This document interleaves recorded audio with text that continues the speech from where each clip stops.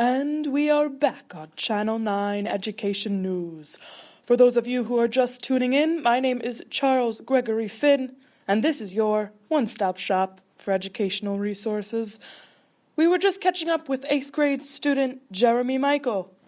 Jeremy, how are you today? Well, Charles, I'm not so great. Our teacher, Miss Kelly, has assigned us a compare and contrast essay. Okay, I know I'm supposed to be comparing W.E.B. Du Bois with Booker T. Washington. I'm supposed to be talking about their life and their impact on society with one another. I know some of the differences, but I don't, for the life of me, know how to set up this paper. I really need some help.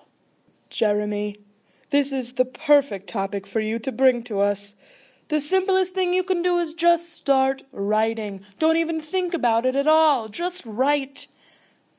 Oh, what's that? I'm just getting news that isn't what you should do. My producer is telling me your teacher, Miss Kelly, is right here now to clarify. Let's bring her out.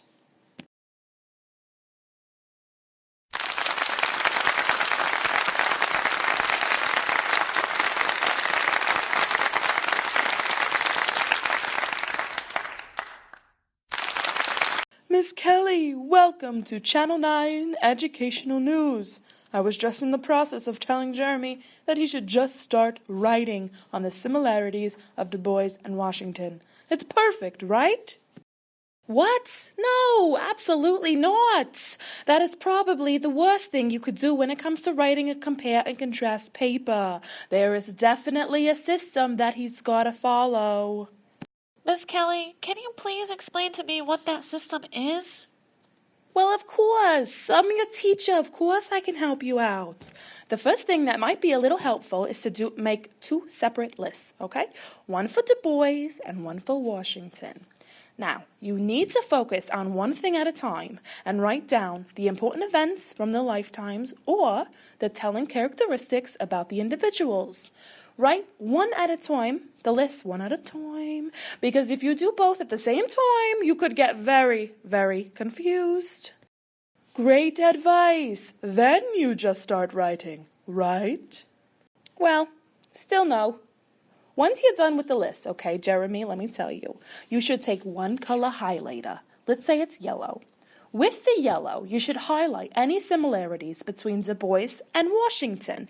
There might not be a lot, and that's okay. It just means you might have a little bit more for the contrasting parts. Then, take different color highlighter. Let's say green. I love green. And you're going to highlight any large contrast between the two influential men. You'll want to look over your work for encompassing themes. They could be like politics, influence on home life, etc. But those themes can lead your paragraphs. So I should highlight them so they can be more prominent in my outline? Yes, perfect, Jeremy. Then you could rewrite your list into an outline format. For each paragraph, you can label it with that overarching theme. Let's say the influence on home life. Let's start there. Within that paragraph, you can start with Du Bois and write about how his home life growing up had an influence on his ideals. When you're finished and you start talking about Washington, that's when you do. But, and this is very important, you'll want to continuously refer back to Du Bois. Could you give me an example of that?